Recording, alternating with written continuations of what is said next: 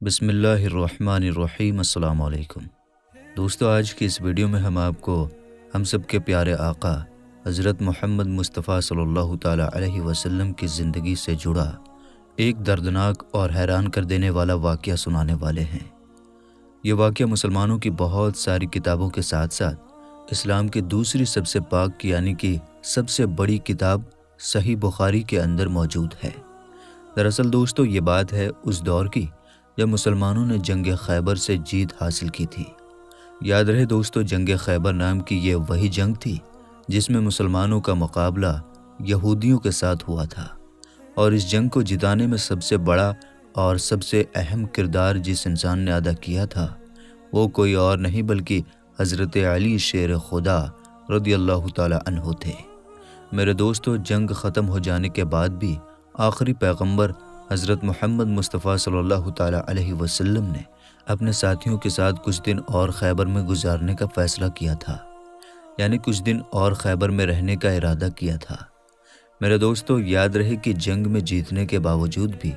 پیغمبر حضرت محمد مصطفیٰ صلی اللہ تعالیٰ علیہ وسلم نے خیبر کے یہودیوں کے ساتھ نرمی کا سلوک کیا تھا، اور جو یہودی امن کے ساتھ رہنا چاہتے تھے وہ جنگ کے بعد بھی خیبر کے علاقے میں ہی رہ رہے تھے۔ اسی میں یہودی عورت جس کا نام زینب بنت حارث بتایا جاتا ہے اور جو سلام بن مسکن کی بیوی ہوا کرتی تھی، اس نے جب آخری پیغمبر حضرت محمد صلی اللہ تعالیٰ علیہ وسلم کی دعوت کی تو آپ نے اس کی دعوت کو بڑی خوشی خوشی قبول کیا۔ اتنا ہی نہیں، اس نے دعوت کے ساتھ ساتھ آپ کے پسندیدہ کھانے کے بارے میں بھی پوچھا تھا، تو آپ نے اس کو اپنی پسندیدہ کھانے کے بارے میں بھی بتایا تھا۔ تو آپ صلی اللہ تعالیٰ علیہ وسلم سے جب اس عورت نے پوچھا کہ آخر آپ دعوت میں کیا کھانا چاہتے ہیں، تو آپ صلی اللہ تعالیٰ علیہ وسلم اس کے بعد دعوت کا وقت آنے پر آپ اپنے چند ساتھیوں کے ساتھ اس کے گھر کھانا کھانے کے لیے پہنچے تھے، مگر وہ یہودی عورت جو اندرونی طور پر مسلمانوں کی دشمنی میں جل رہی تھی اور اپنے جیسے اور بھی بہت سارے سرداروں سے ملی ہوئی تھی، اس نے اس دعوت میں کھانے کے طور پر پیش کیے جانے والی بکری کے گوشت میں زہر ملا دیا۔ یہ زہر دراصل بکری کی ران کے گوشت میں ملایا گیا تھا،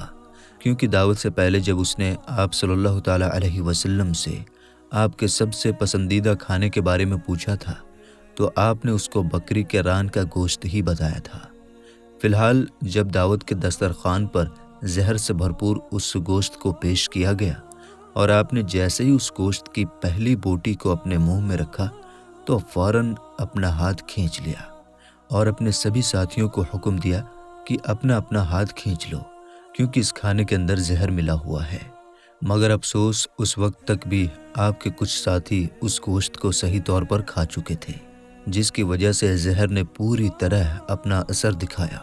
اور ان کی اس زہر کی وجہ سے ہی شہادت ہو گئی۔ دراصل اللہ کے حکم سے حضرت محمد مصطفیٰ صلی اللہ تعالیٰ علیہ وسلم کو اس بوٹی نے ہی زہر کے بارے میں خبردار کیا تھا۔ اتنا ہی نہیں، دوسری طرف اس عورت کے ساتھ ساتھ دوسرے سبھی یہودیوں سے اس بارے میں سوال کیا گیا تو انہوں نے نہ صرف اپنا جرم قبول کیا بلکہ یہ بھی کہا کہ ہم نے آپ کے ساتھ اس لیے کیا تھا تاکہ اگر آپ ایک سچے نبی ہوں گے تو آپ کے اوپر اس زہر کا کوئی اثر نہیں ہوگا، اور اگر آپ سچے نبی نہیں ہوں گے تو ہم کو بھی آپ سے چھٹکارا مل جائے گا۔ اب ظاہر ہے دوستو کہ آپ صلی اللہ تعالیٰ علیہ وسلم نے تو اپنی زندگی میں کبھی بھی کسی انسان سے کوئی بدلہ نہیں لیا۔ اتنے زیادہ ظلم و ستم ان پر کیے گئے، ایسی چیزیں کی گئیں آپ صلی اللہ تعالیٰ علیہ وسلم پر کہ جس کے بارے میں سوچا بھی نہیں جا سکتا۔ مگر بعد میں جب اسی زہر کے اثر کی وجہ سے آپ کے ایک صحابی کی شہادت ہو گئی تو پھر قاعدے کے مطابق یعنی قانون کے مطابق اس زینب بنت حارث کو یعنی اس عورت کو بھی قتل کیا گیا تھا۔ میرے دوستو، صحیح بخاری کی پیج نمبر 4428 میں آپ صلی اللہ تعالیٰ علیہ وسلم کی پیاری بیوی یعنی حضرت عائشہ رضی اللہ تعالیٰ عنہا کہتی ہیں کہ جب آپ صلی اللہ تعالیٰ علیہ وسلم کی ظاہری زندگی کے آخری دن چل رہے تھے اور آپ بیمار رہا کرتے تھے تو اس وقت آپ اکثر کہا کرتے تھے کہ خیبر کے موقع پر جو میں نے وہ زہر سے ملا ہوا گوشت کا ٹکڑا کھایا تھا اس کا درد میں آج بھی محسوس کر سکتا ہوں، اور ایسا معلوم ہوتا ہے کہ میری شہرگ اب اس زہر کی تکلیف سے کٹ جائے گی۔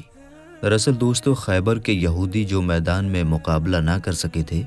اور مسلمانوں سے خیبر کی جنگ ہار چکے تھے، وہ خیبر کا بدلہ لینے کے لیے سازش کے طور پر حضرت محمد مصطفیٰ صلی اللہ تعالیٰ علیہ وسلم کو ان کے ساتھیوں کے ساتھ شہید کرنا چاہتے تھے۔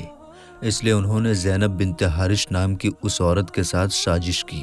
اور اس کی مدد سے کھانے میں زہر ملایا، بلکہ اسی عورت کے ذریعے سے ہی حضرت محمد مصطفیٰ صلی اللہ تعالیٰ علیہ وسلم کے پسندیدہ کھانے کے بارے میں بھی پتہ کر لیا تھا،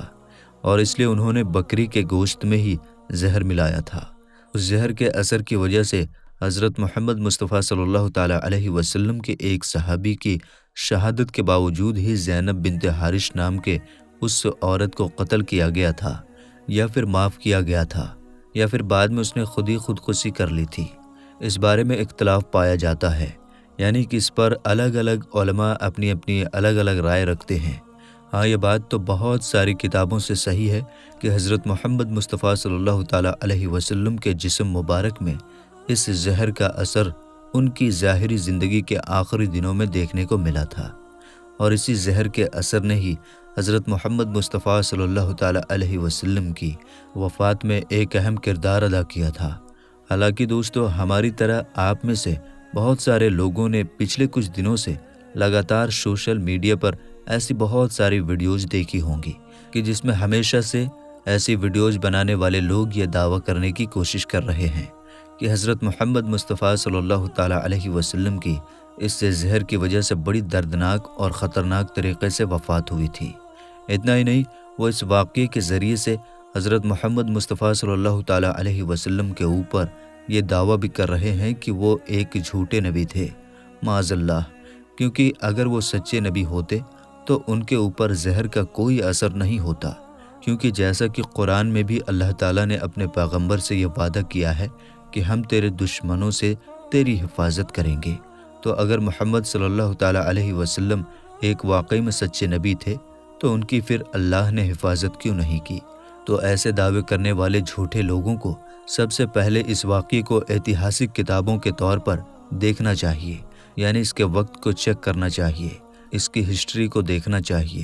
تو میرے دوستو، ہم آپ کو بتاتے چلیں کہ جو جنگ خیبر کا یہ واقعہ ہوا تھا، یعنی جو زہر والا یہ واقعہ ہوا تھا، وہ دراصل 7 ہجری میں ہوا تھا، جبکہ حضرت محمد صلی اللہ تعالیٰ علیہ وسلم کی وفات 11 ہجری میں ہوئی تھی۔ تو ان دونوں کے بیچ جو وقت ہے وہ لگ بھگ 4 سال کا ہے۔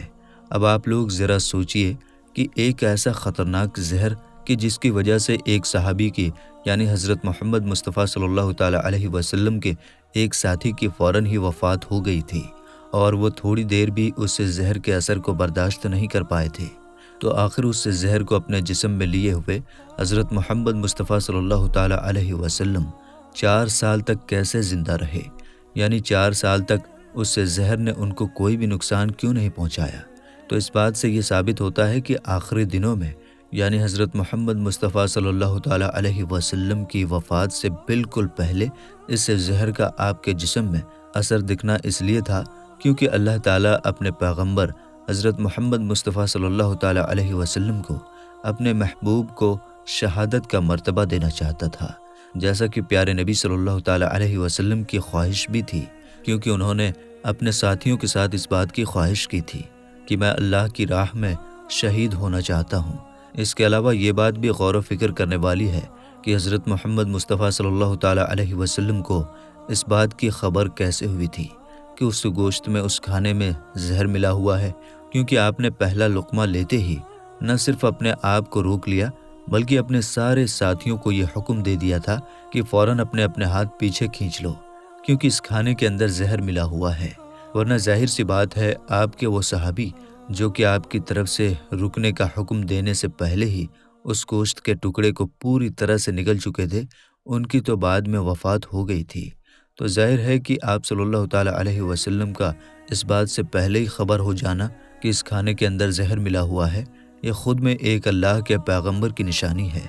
فی الحال دوستو، آج کی اس ویڈیو میں ہم آپ کو یہی بتانے والے تھے، تو اس ویڈیو کو آپ زیادہ سے زیادہ اپنے مسلمان بھائیوں تک ضرور شیئر کیجیے۔ اللہ تعالیٰ اپنے حبیب صلی اللہ تعالیٰ علیہ وسلم کے صدقے ہم تمام امت محمدی صلی اللہ تعالیٰ علیہ وسلم کو سچا عاشق رسول بننے اور راہ حق پر چلنے اور گناہوں سے بچنے کی توفیق عطا فرمائے، آمین ثم آمین۔ تو میرے دوستو آج کے لیے بس اتنا ہی، انشاءاللہ ملتے ہیں پھر کسی نئی ویڈیو کے ساتھ، تب تک کے لیے السلام علیکم، اللہ حافظ۔